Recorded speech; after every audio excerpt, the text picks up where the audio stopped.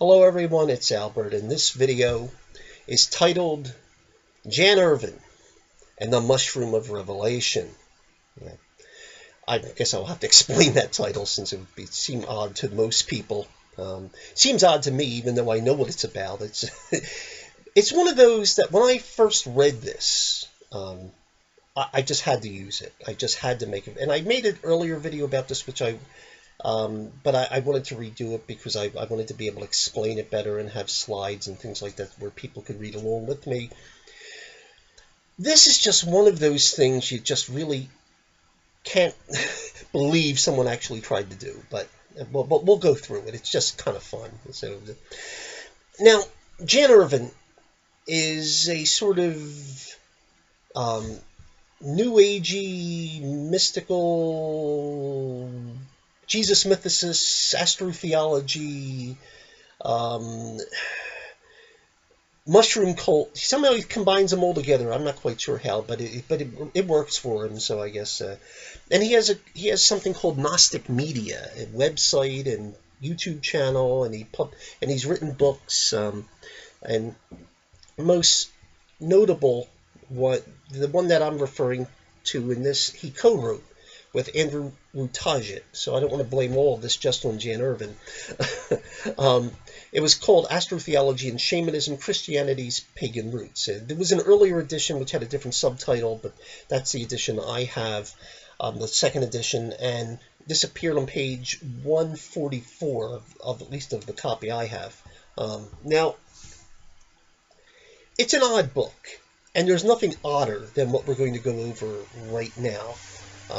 And for those unfamiliar with the whole mushroom idea, there was this theory put out by John Allegro back in the early 70s that stated something akin to Christianity. Early Christianity was a hallucinogenic mushroom cult, and Jesus was a symbol for magic mushrooms. Yeah, there are people who actually came up with this idea, and there are still people around supporting it. No one's really you'll find very little in the scholarly community taking them seriously, and they tend to kind of be off in their own little, patting each other on the back and reading each other's books and that sort of thing, because nobody else seems to care much in the academic community. But so it makes for some interesting reading now and then if you need a laugh. Now, Jan Irvin and Rutajik wrote this book, and they did an exegesis towards the end of the book, in page 144, of a passage in the Book of Revelation. Now, the Book of Revelation is one of those where most people just scratch their head when they read it, and they have no idea what it's talking about, and I can understand that. But you see, the thing is, it's written in the apocalyptic imagery common to Judaism in that period of time, and either in Second Temple period and before, and so and a few centuries after as well. And to understand that, you really have to be somewhat familiar with that sort of imagery and what exactly it's saying. And so, understanding that, the proper way to approach it is to look at other Jewish apocalyptic imagery, particularly to see if there are parallels involved and what that might relate to, because this might be referring specifically back to Old Testament passages, since the Christians held the Old Testament to be scripture, that there may be parallels in the Old Testament apocalyptic imagery. But you see, all of that, which makes common sense to everyone else, just Irvin and Rutajit, that's not even part of their world. Okay, so what they end up doing is just making a mushroom appear. And let's take a look first at the verse. It's, as I said, Revelation chapter 1, verses 12 through 14. They used the King James version, so I'll use it. So so that we can print, and I'll use the KJV throughout just because I want to keep it consistent. So here's what they wrote.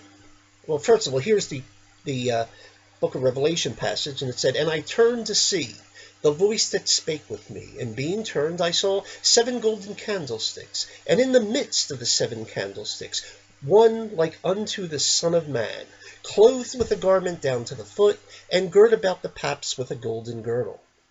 His head and his hairs were white like wool, as white as snow, and his eyes were as a flame of fire. Now you might be wondering, how in the world are you going to pull a mushroom out of that? But you underestimate Irvin and Rutajit, because they came up with this.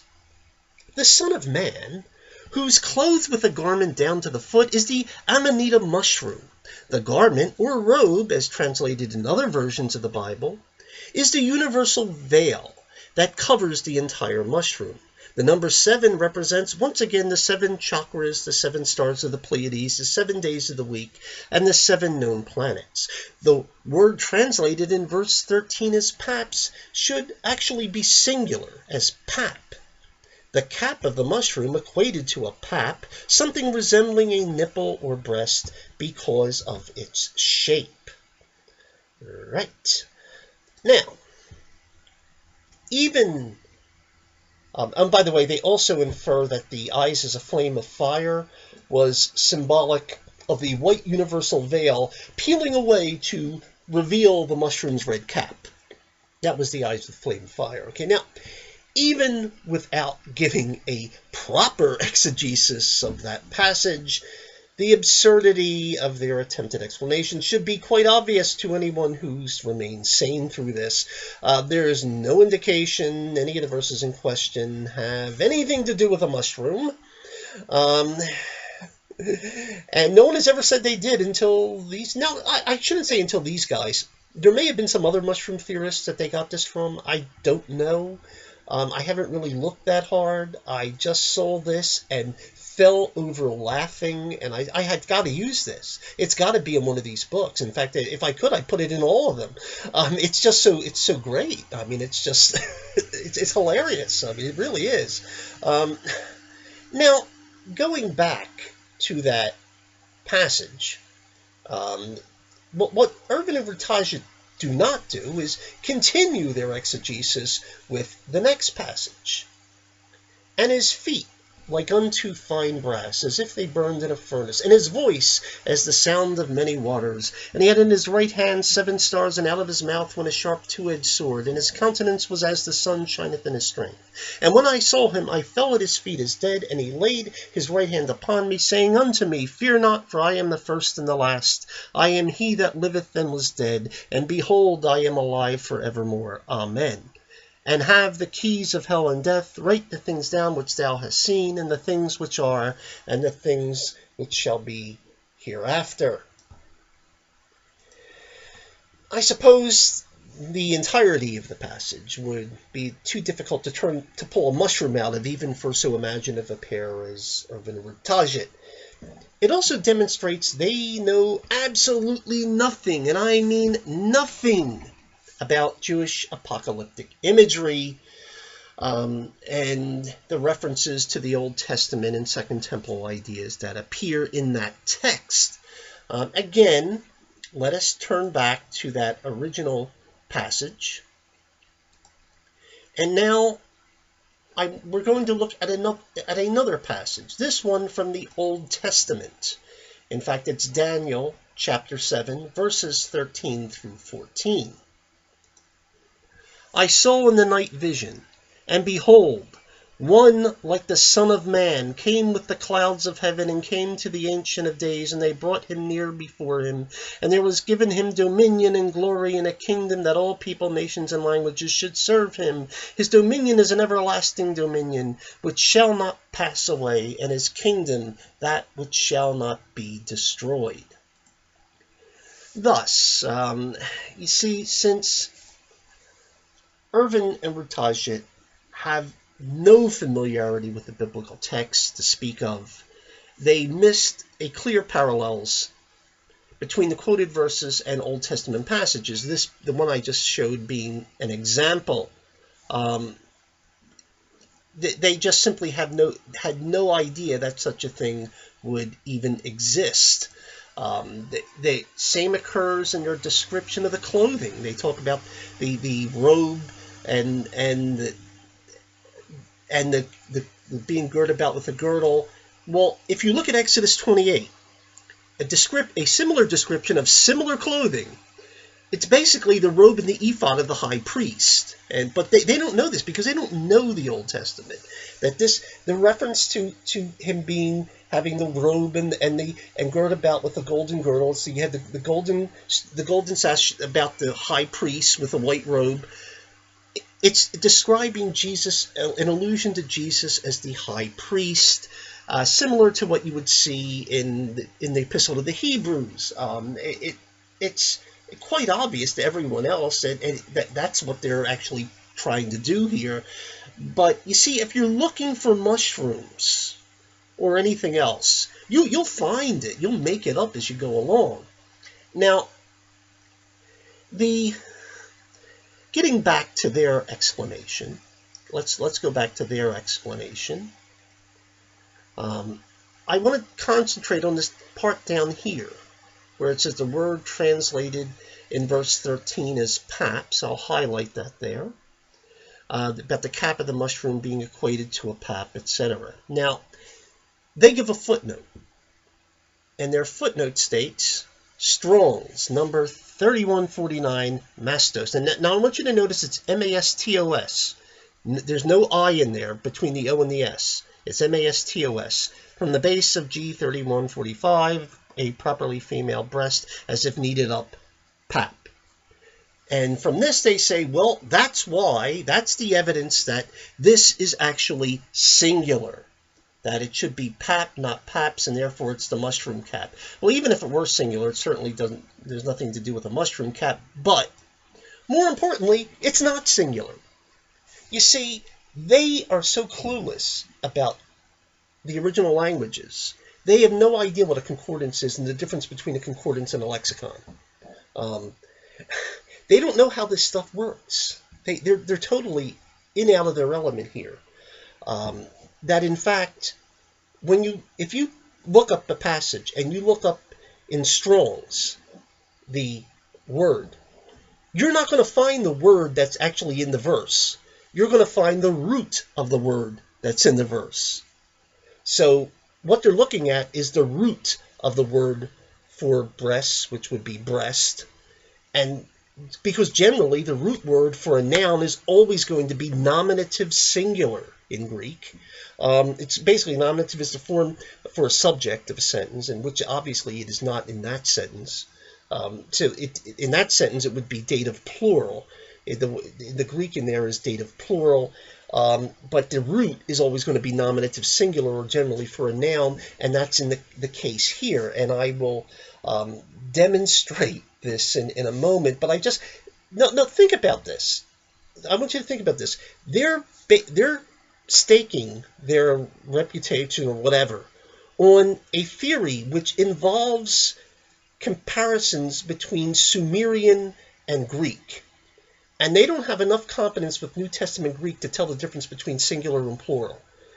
On a fairly famous passage that you can look up very easily.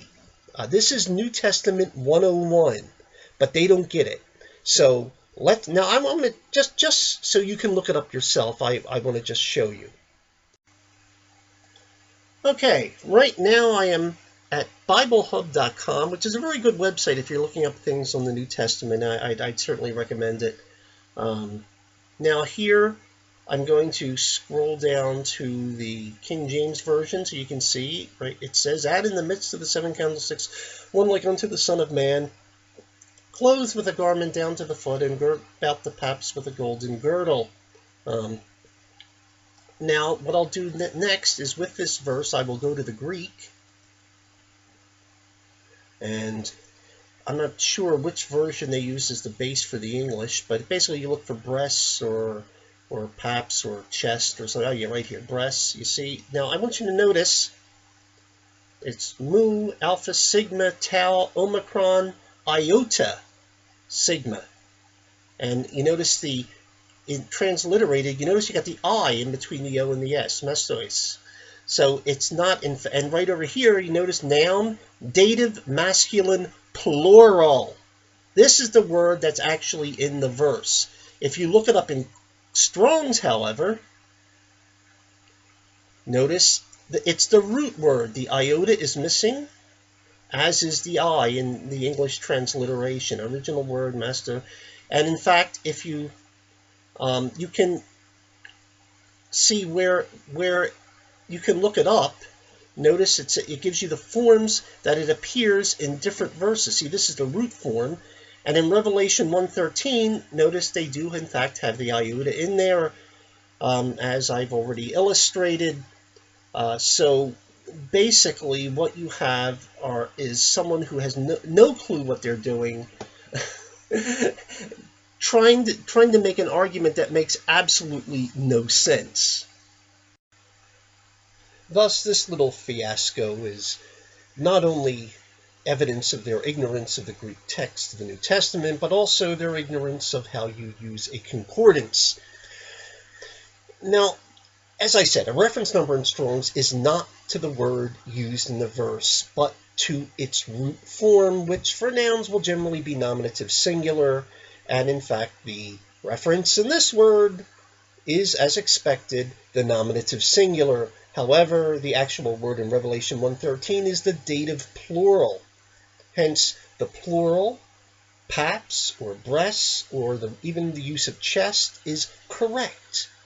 Thus, what we have here is a pair of amateurs with zero linguistic credentials, armed with nothing but a crackpot theory, attempting to correct Greek scholars translating the New Testament by flipping through a concordance. The sheer hubris involved perfectly illustrates the misplaced confidence in their own scholarship that's common with people with such sorts of claims.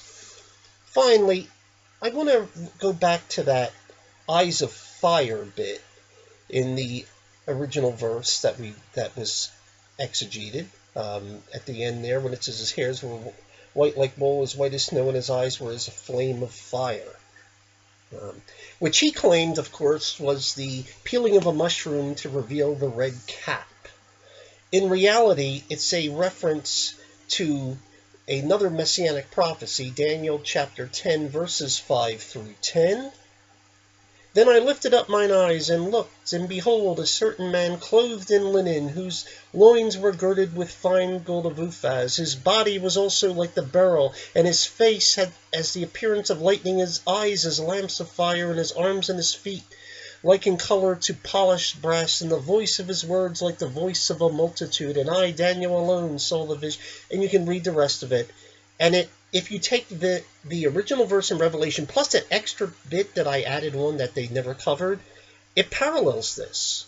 You have the feet like polished brass, they putting the hand on him as he was prostrate on the ground. You have the eyes as lamps of fire, or eyes like fire, and it just on and on and on. This is a messianic prophecy, and the book of Revelation is picturing him as the fulfillment of that messianic prophecy. And it has nothing to do with mushrooms or anything so absurd as that. Frankly, they just really have absolutely no idea what they're talking about. Pretty much what we have is that when you look at something like the book of Revelation, which is a Jewish apocalyptic imagery, you have to look at other Jewish apocalyptic imagery. In particular, since the New Testament is presenting Jesus as the fulfillment of messianic hopes, you might look to messianic texts in the Old Testament, something which seems quite obvious to everyone else, but not to Irvin and Rutaja, who instead decide to pull mushrooms out of a hat.